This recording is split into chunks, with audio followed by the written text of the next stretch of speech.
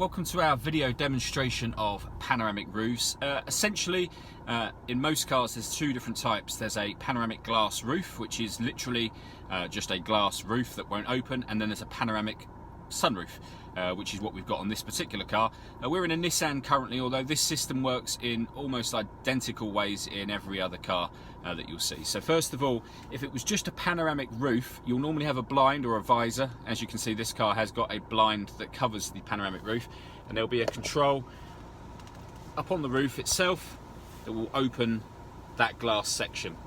If it's a sunroof as well, or if it's got a panoramic sunroof, it will go one stage beyond that and also open up that front section there. Either way, it lets in a huge amount of light, and it's really fantastic. If we shut that, that is the, if you had a panoramic roof, just a fixed roof, it would look much the same as what you see above us here, without that central bar that runs through here.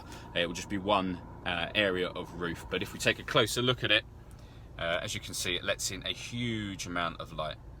I'm going to finish this video up with a view from the back of the car, show you just how fantastic it is, particularly for rear passengers.